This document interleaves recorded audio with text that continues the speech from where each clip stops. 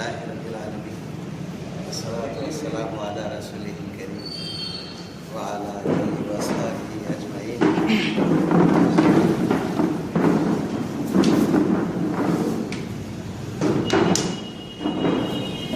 عزیز نوجوان ساتھی، میں تو سمجھ رہا تھا کہ وہ چلیں گے پروگرام تو زیادہ اچھا تھا۔ چلیے اچھی بات ہے کہ جیسا بھی ہو، میں سب سے پہلے اللہ کا شکر اور احسان ہوں ایسے ماحول سے کہ جس میں بے انتہا خرافات اور موجودہ حال میں بے انتہا برائیاں جاری ہے، لیکن ایسے ماحول سے نکال کر آپ نوجوانوں کو ایک صراط مستقیم، ایک حقیقی خدا اور تصور آخرت کے پیش نظر ان تمام دنیا کی رنگینیوں اور ان تمام دنیا کی دلچسپیوں سے منہ موڑ کر اللہ کی اطاعت کی طرف متوجہ کیا، اور اس کی خاطر آپ لوگ یہاں جمع ہوئے ہیں۔ اللہ تعالیٰ آپ کے جذبے اور اس صراط مستقیم کی طرف اور اس پر چلنے کی جو آپ لوگوں کے اندر تڑپ، اللہ تعالیٰ اس کو قبول فرمائے۔ یہاں جو پروگرام کے تحت باتیں دی گئی تھی تو کچھ اسی طرح سے میں آپ لوگوں کے سامنے چند باتیں عرض کر دیتا ہوں۔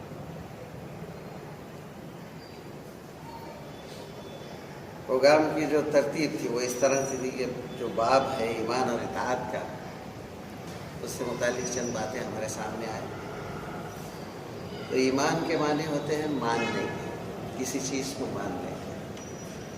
یہاں ایمان سے متعلق اللہ تبارک تعالیٰ کو ایکتا ماننا، اس کی ذات و صفات میں کسی کو شریک نہیں کرنا۔ اللہ ایک ہے، اسی نے تمام کائنات کو بنایا، تمام چیزوں کی تخلیق کی، اور اس کارخانہ کائنات کو جو اللہ ہی تبارک تعالیٰ چلاتا۔ یہ ہمارا ماننا ہے، ایمان ہے ہمارا کہ ان تمام چیزوں کو اور خصوصاً انسان کو اللہ تعالیٰ نے پیدا کیا، اور پھر اللہ تبارک تعالیٰ نے جو نظام بنایا ہے اس کے مطابق انسان ایک وقت مدت تک زندگی گزارے گا، اور اس کے بعد پھر اسے موت آ جائے گی، دوبارہ اسے جلایا جائے گا،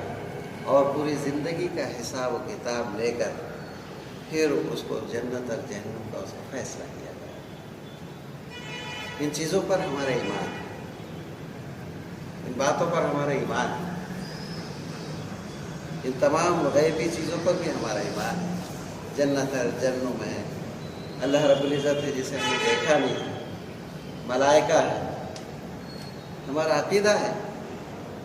کہ حضرت محمد صلی اللہ علیہ وسلم کے ذریعے سے جو باتیں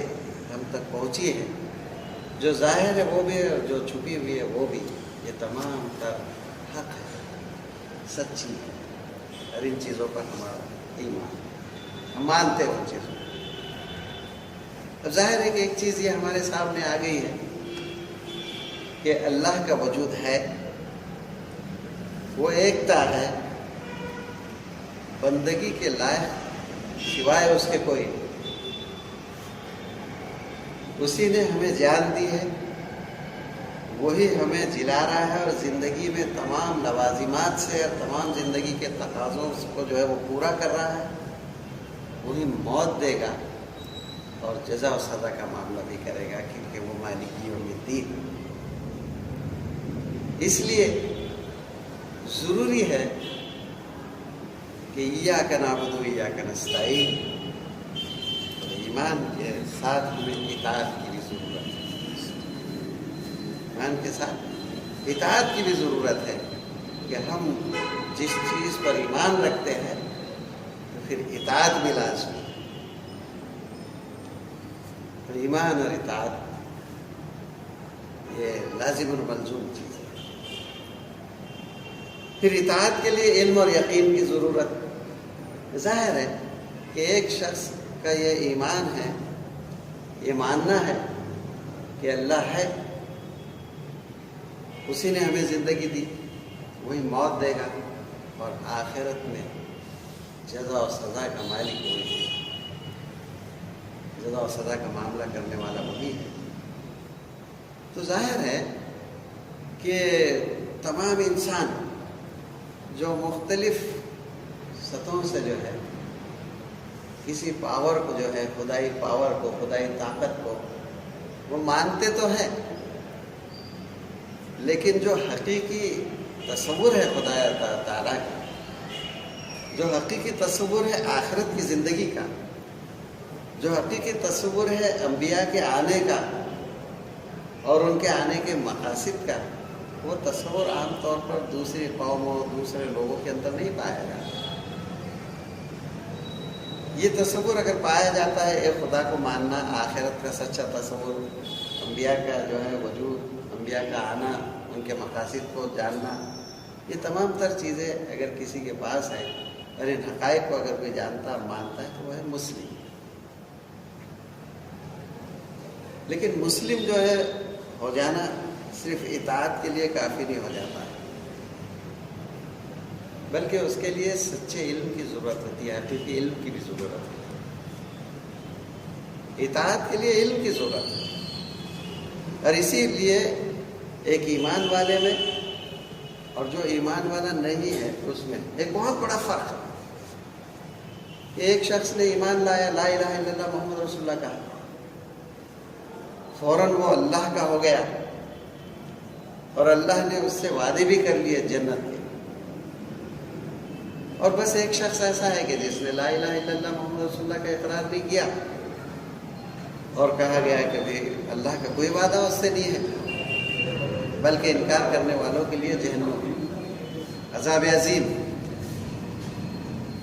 تو بس اتنا سا فرق کہ ایک شخص کہہ دیتا ہے لا الہ الا اللہ محمد رسول اللہ،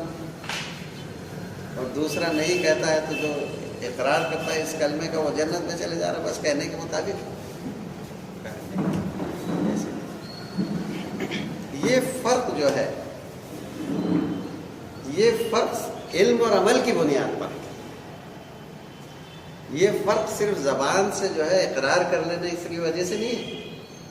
بلکہ یہ فرق علم اور عمل کی وجہ سے۔ یہ شخص جو اپنی زبان سے کہہ رہا ہے کہ لا الہ الا اللہ محمد رسول اللہ، میں اسلام کا پیروکار، میں اسلام کا نمبردار، تو در حقیقت یہ علمی بنیادوں پر، یہ در حقیقت اسلام کیا ہے، اسلام کے معنی کیا ہے، مسلمان کسے کہتے ہیں، جب اسے اس بات کا علم ہو جائے کہ اللہ کی اطاعت اور فرما برداری کرنے کو اسلام کہتے ہیں، اور اللہ کی اطاعت اور فرما برداری کرنے والے کو مسلم کہتے ہیں، میں اس علم کی بنیاد پر اور اس عمل کی بنیاد پر جو ہے دونوں میں فرق واضح ہو جاتا ہے، ایک جنتی ہو جاتا ہے، ایک جہنمی ہو جاتا ہے۔ تو اطاعت کے لیے علم اور عمل کی سخت ضرورت ہے۔ اگر ہم اللہ کی اطاعت کرنا چاہتے ہیں، اس کی بندگی کرنا چاہتے ہیں حقیقی معنوں میں، تو ہمیں وہ علم ہونا چاہیے جو حقیقی علم ہے، اور پھر اس کے ساتھ ہی ساتھ صرف علم سے کام نہیں چلتا ہے، علم سے کام نہیں چلتا ہے، عمل کی بھی ضرورت ہے، علم کے ساتھ ساتھ عمل ہونا لازمی ہو جاتا ہے۔ تو ایک بندہ مومن میں جو فرق ہوتا ہے، جو ایمان نہیں لاتا ہے اس میں یہ فرق ہوتا ہے کہ جو اس کلمے پر، یہ جو اللہ اور آخرت پر ایمان نہیں رکھتا ہے، وہ اپنی مرضی سے زندگی گزارتا ہے، وہ اپنی عقل کے گھوڑے دوڑا کر اپنی زندگی کا لاہ عمل تجویز کرتا ہے۔ لیکن ایک مومن جس کے پاس یہ تصور ہوتا ہے کہ اللہ کی اطاعت اور فرما برداری کرنے کا نام اسلام، اور اللہ کی اطاعت اور فرما برداری کرنے والے کو مسلم کہتے ہیں، عقل کے گھوڑے دوڑا کر اور اپنے خواہشات کی بنیاد پر یا کسی بھلے جذبے کی بنیاد پر کیوں نہ ہو سکتا فطری طور پر اللہ تبارک تعالیٰ نے آدم میں اور آدم کی اولاد میں بھلائی کا جذبہ ودیت کر دیا. کسی بھی انسان سے پوچھیے آپ, کسی مذہب و ملت, جب مذہب کو نہ ماننے والا اس سے آپ پوچھیے کہ بھائی کیا چوری کرنا اچھی چیز ہے؟ چور سے پوچھیے آپ کہ چوری کرنا کیسی چیز ہے؟ تو اپنے بیٹے کو بھی کیا وہی تعلیم دینے والا ہے؟ جبکہ تو جو ہے چوری کرتا ہے تو انکار کر دے گا, شدت سے انکار کرے گا. ایک شراب پینے والا ہے, اس سے پوچھیے آپ کیا تو اپنے بیٹے کو بھی یہی تعلیم دے گا؟ تو شدت سے انکار کر دے گا, شدت سے انکار کر دے گا. تو اچھائی اور برائی کی تمیز اللہ تبارک تعالیٰ نے فطرتاً جو ہے پیدائشی طور پر انسان کے اندر ودیت کر دی. اس فطری جذبے کے تحت انسان اگر بھلائی کا جذبہ رکھ بھی لے تو وہ اللہ کی اطاعت نہیں کہلائی جائیں گی, کیونکہ قرآن کہتا ہے, کیا کہتا ہے؟ یأمرون بالمعروف وینہون عن المنکر ویقیمون الصلاۃ ویؤتون الزکاۃ ویطیعون اللہ ورسولہ. تو مومن اور کافر میں فرق یہ ہوتا ہے کہ مومن اور کافر نیکی بھی اپنی مرضی سے نہیں کرتے, بھلائی بھی اپنی مرضی سے نہیں کرتے ہیں. وَيُطِيعُونَ اللَّهَ وَرَسُولَهُ, وہ اللہ اور اس کے رسول کی مرضی کے مطابق نیکی کے بارے میں بھی لاہے عمل اختیار کرتے ہیں. مومن کی صفت ہے. تو اطاعت کے لیے ایسے علم کی اور ایسے عمل کی ضرورت ہوتی ہے, اور اسی وجہ سے ایک ایمان والے میں اور جو ایمان نہیں لاتا ہے اس میں ایک فرق واضح ہو جاتا ہے. تو ہمیں چاہیے کہ اسلام کیا ہے, مسلمان کسے کہتے ہیں, اطاعت کس طرح کی جا سکتی ہے, ایمان کے کیا تقاضے ہیں, یہ تمام تر چیزیں جو ہے در حقیقت ہمارے علم میں آنی چاہیے اور علم کے ساتھ ساتھ عمل میں بھی آنی چاہیے. اگر ہم علم اور عمل سے غافل ہیں تو صرف کلمہ پڑھ لینے کا نام یا کلمہ پڑھ لینے سے ایک شخص کے اندر وہ کردار, وہ کوالٹی, وہ کیفیت نہیں پیدا ہو سکتی ہے جو ایک کل علم رکھنے والے اس مسلمان اور مومن میں یا کلمہ پڑھنے والے میں پیدا ہو سکتی ہے. تو اس لیے ہم جب ایمان پاتے ہیں, جب ہم ایمان کے جو ہے تقاضوں کو پورے کرنے چاہتے ہیں تو لازمی طور پر ہم کو جو ہے علم حاصل کرنا ہوگا اور علم کے ساتھ عمل کا جذبہ بھی رکھنا ہوگا. اطیعوا اللہ و اطیعوا الرسول, اللہ اور اس کے رسول کی مکمل طور پر اطاعت کا جو ہے شعور بھی اور جذبہ بھی ہم کو حاصل کرنا. علم حاصل کرنے کے ذریعے کیا ہم جو ہے ایمان لے کر آگے, اب ایمان کے ساتھ جو ہے ہم کو اب علم چاہیے تاکہ ہم اطاعت کر سکیں اور اطاعت کر کے اللہ کی خوشنودی حاصل کر کے دنیا اور آخرت دونوں میں سرخروئی جو ہے ہمیں حاصل ہو سکے. تو اس کے لیے جو ہے انبیاء کے ذریعے سے ہمیں یہ بات ملتی ہے. اللہ کے رسول صلی اللہ علیہ وسلم نے فرمایا کہ لوگوں, میں اپنے بعد 2 چیزیں چھوڑے جا رہا ہوں, اگر تم ان 2 چیزوں کو تھامے رہو گے تو تمہارے اندر کبھی اختلاف بھی برپا نہیں ہوگا اور تم راہ راست سے ہٹ نہیں سکو. تو راہ راست پر قائم رہنے اور انتشار سے بچنے کے لیے اللہ کے رسول صلی اللہ علیہ وسلم نے 2 چیزوں کی طرف ہم کو متوجہ کیا, ایک کتاب اللہ اور دوسرے میری سنت. تب یہ علم حاصل کرنے کا جو بنیادی اور سب سے پہلا اور اولین ذریعہ ہے وہ ہے وحی الہی, قرآن کریم اور اس کے بعد رسول اللہ صلی اللہ علیہ وسلم کی سنت. یہ 2 ایسے اہم ذریعے ہیں کہ جس کی بنیاد پر جو ہے ایک شخص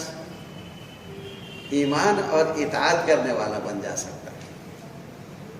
اور اگر ہم نے ایک عمومی جذبے کے تحت ایک عمومی جذبے کے تحت ایک عام جذبہ ہوتا ہے بھلائی کا انسان کے اندر، ایک عام جذبہ ہوتا ہے انسان کے اندر جو ہے کچھ انسانوں کی جو ہے بھلائی اور ان کے ساتھ ہمدردی وغیرہ کا، اس کے تحت کام کرنے کا ایک جذبہ ہوتا ہے. وہ جذبے کے تحت وہ ایک لاہ عمل اپنی عقل سے تجویز کر لیتا ہے. تو آپ دیکھتے ہیں کہ جب بھی وہی سے روگردانی امتوں نے کی اور پھر اپنی زندگی کی گاڑی کو جو ہے چلانے کے لیے، چاہے وہ کسی شعبے زندگی سے تعلق رکھتی ہو، تو پھر وہ لوگوں نے جو ہے علم حقیقی کے بجائے ایک ناقص علم کو جو ہے لے کر اپنی زندگی آگے بڑھانا چاہیے، جس کے نتیجے میں ایسے انتشار پیدا ہوئے، ایسے اختلافات پیدا ہوئے کہ وہ امتیں ختم ہو کر رہ گئی. اور نتیجہ یہ ہوا کہ انسانیت مختلف نظریات، مختلف خیالات اور مختلف زندگی کے لاہ عمل اپنی مرضی سے تجویز کر کے کئی خانوں میں بٹ گئی. علماء مسیحی نے جب وحی الہی سے کھلواڑ کی اور اپنے نبی، وقت کے نبی کے جو ہے اقوال کو جو ہے اس میں بھی جو ہے ملاوٹ شروع کر دی، اور اپنے نبیوں کے جو ہے اقوال کو، ایسے اقوال جن سے ان کے جو ہے مفادات پر ضرب پڑتی تھی، ان کو پس پش ڈال دیا، اور ایسے اقوال کہ جس سے ان کی دنیا اور دین دونوں چلتے تھے ان کو لے کر چلنے لگے. نتیجے میں پوری عوام جو ہے بالکل انتشار میں مبتلا ہو گئی، اور پھر لوگوں نے سوچا کہ اب زندگی کا لاہ عمل ہم کو اگر اختیار کرنے کا ہے تو اس میں سے کئی ایسے لوگ نکلے جو مذہب بیزار ہو گئے. سرمایہ دارانہ نظام کا قیام عمل میں آیا کہ بھئی یہ نظام ایسا ہے جو انسانیت کی بھلائی کے لیے جو ہے ہم نے اس کی ترتیب دی ہے. اس کی کچھ خامیاں اور کمیوں کو جو ہے لوگوں نے دیکھا تو اس کی اصلاح کے لیے کمیونزم اٹھا. یہ بھی اپنی عقل کی اور اپنے ذہنوں کی اپج تھی. پھر اس کے بعد کمیونزم تو اتنا ناقص تھا کہ وہ چند سال جو ہے اس نے کچھ زور دکھایا، اور اس کے بعد پھر ایسا ختم ہوا کہ اب اس کا نام لیوا بھی کوئی نہیں. اسی طرح کئی نظریات اور کئی خیالات اور ان کی بنیادوں پر جو ہے انسانی زندگی اور اس کے لاہ عمل کو تجویز کرنے والے کئی تھیوری اور کئی جو ہے چیزیں بنتی ہیں، پیدا ہوتی ہیں. لیکن یاد رکھیے کہ کوئی علم جو انسانی اپنی ذات کی اور اپنے عقل کی اپج ہو وہ مکمل نہیں ہو سکتا. وہ کبھی بھی جو ہے تکمیل کو نہیں پہنچا سکتا ہے انسانی زندگی، نہ دنیاوی، آخرت کا تو سوال ہی پیدا نہیں ہوتا. تو اس لیے علم کے جو ذریعے ہیں،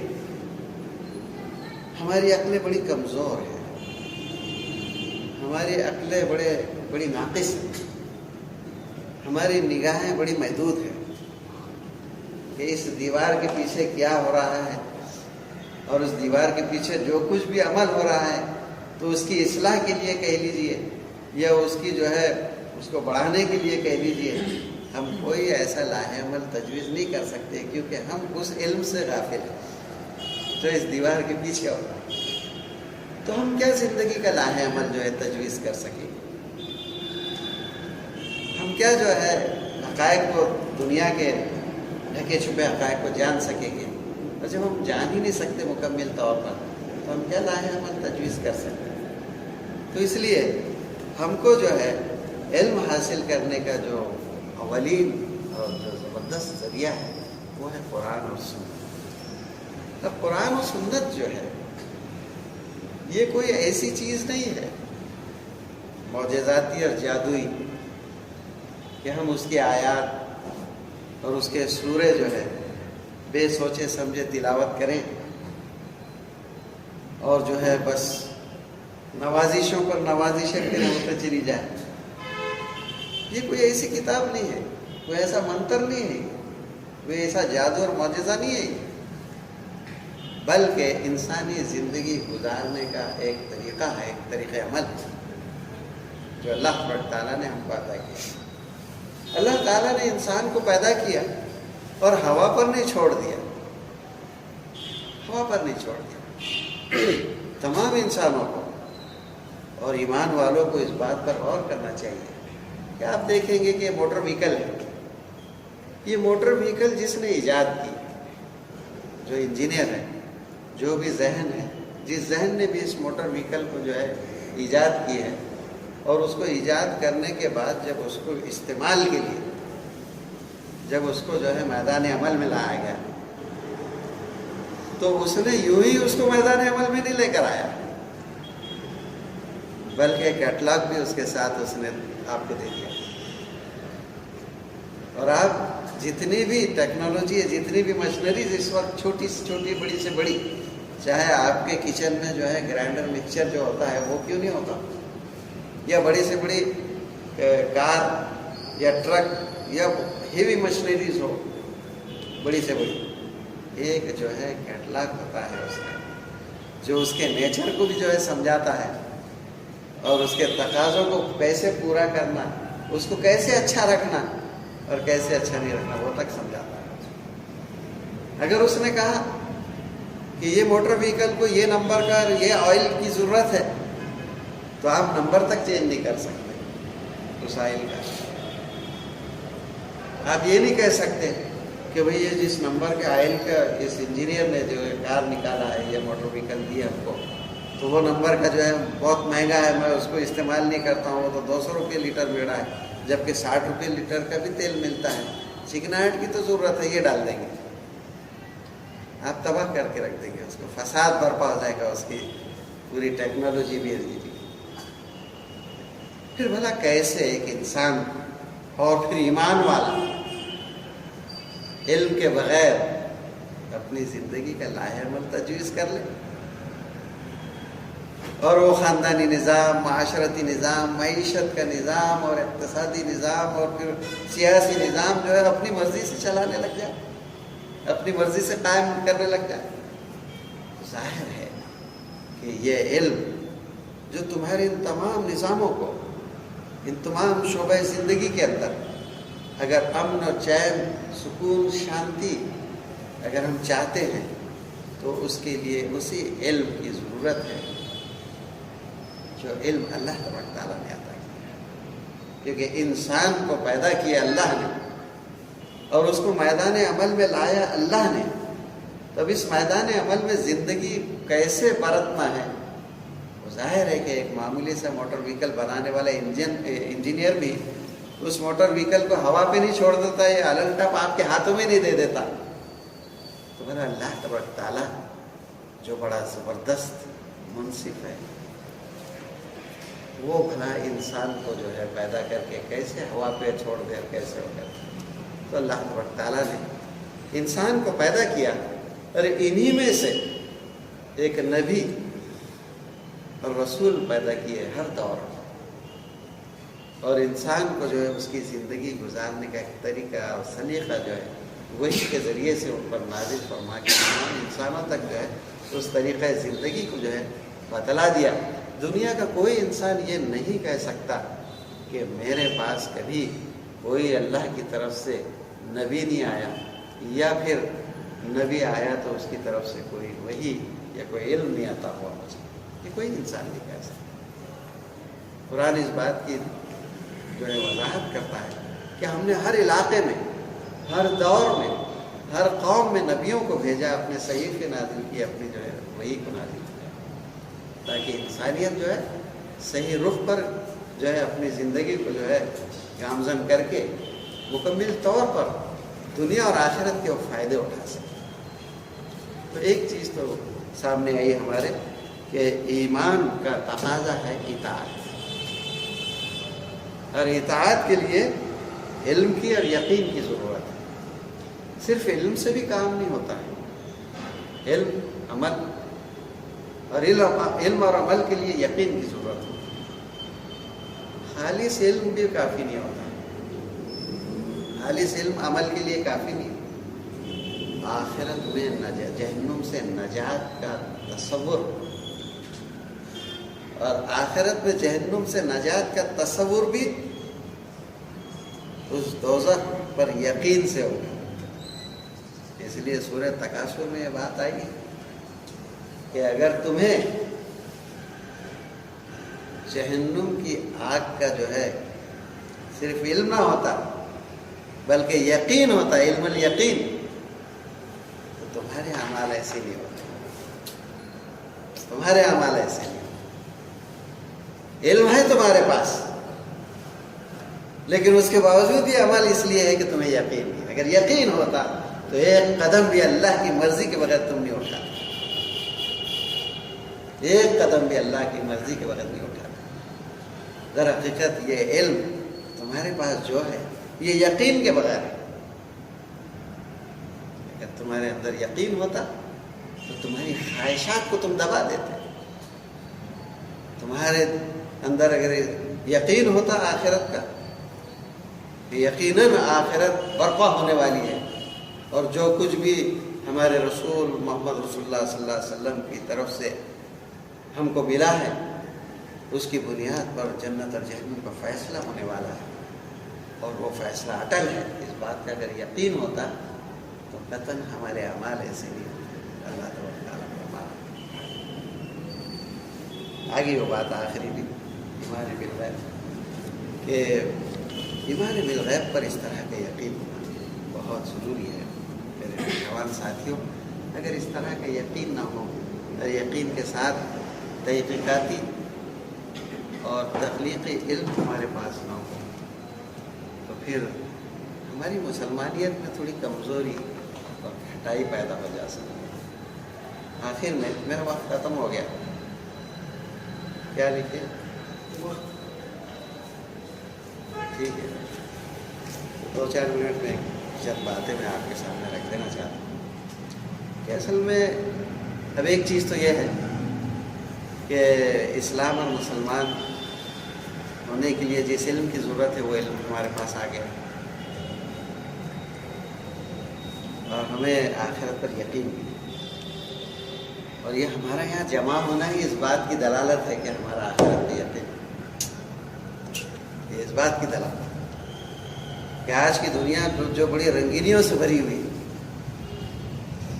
لیکن اس میں چند نوجوان، یہ چند نوجوان کوئی معمولی چیز نہیں ہوتی. میں بار بار کہتا ہوں آپ لوگوں سے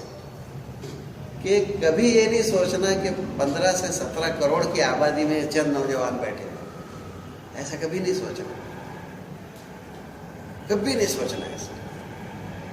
یہ 15 کروڑ بولے لاکھ کی آبادی، یہ 15 لاکھ کی آبادی میں یہ جو نوجوان بیٹھے ہوئے یہ بہت بڑی قوت ہے. 15 لاکھ کی قوت پر حاوی ہے یہ قوت. صرف ضرورت اس بات کی ہے کہ اطاعت ایسی ہو جیسا اس کا اللہ اور اس کا رسول چاہتا ہے. اور اس کے لیے آپ لوگوں سے میری گزارش ہے کہ جب ہم قرآن کو مطالعہ کرتے ہیں، حدیث کا مطالعہ کرتے ہیں، تاریخ اسلام کا مطالعہ کرتے ہیں، سیرت طیبہ کا مطالعہ کرتے ہیں، تو عبداللہ بن مبارک رحمۃ اللہ علیہ ان کا ایک واقعہ ہے کہ ان کے دور میں، ان کے دور کے ایک بادشاہ نے ان کو بلا بھیجا، جائیے عبداللہ بن مبارک اللہ کر کے. تو وہ اپنی لائبریری میں بیٹھے ہوئے تھے اور مطالعے میں مشغول تھے. انہوں نے جواب دیا کہ جاؤ، میں نہیں آ سکتا کہ میں رسول اللہ صلی اللہ علیہ وسلم اور صحابہ کے درمیان بیٹھا ہوں. تو ان لوگوں نے جا کے کہہ دیا.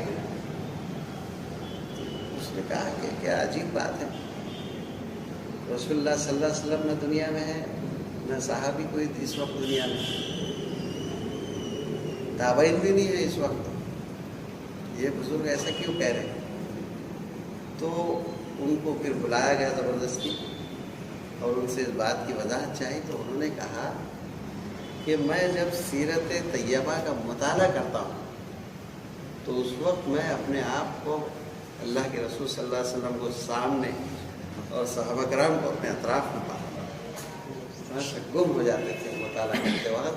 یعنی وہ بالکل اس ماحول میں چلے جاتے تھے اور وہ محسوس کرتے تھے کہ میں اس ماحول میں بیٹھا ہوں.